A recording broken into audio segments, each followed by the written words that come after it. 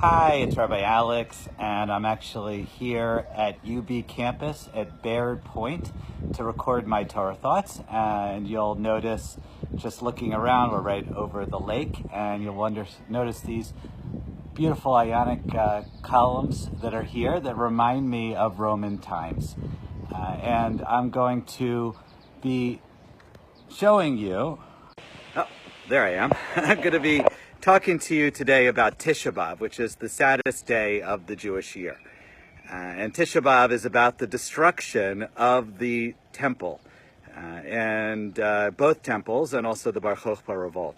It was a terrible time, and for thousands of years, Jews have sat in silence and sadness, read from the book of Lamentations, and generally mourned as if their own loved ones had died. But today I'm going to talk to you about the joy in Tisha B'Av. This seems hard to believe because if you read from Lamentations, you see how utterly awful it was, all of the pillaging and all people in slavery and killed, and it represented really the death of the temple period, the death of that time.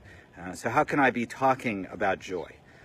But for me, as a Reform and Reconstructionist Jew, as a rabbi, this actually represents a turning point in Jewish history. We went from a time of sacrifices and of the priestly class to a time that I would call democratic and the rabbinic period, which is the way I associate Judaism today.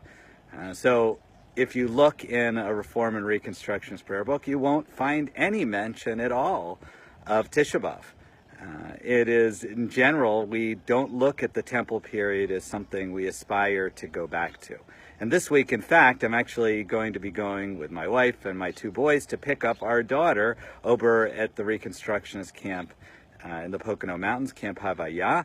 And I'll be doing that thinking not about the destruction of that day, but of the life that it enabled. My daughter wouldn't be allowed to be a camper at a Jewish camp if the old temple period laws had still existed. I wouldn't be allowed to be a rabbi.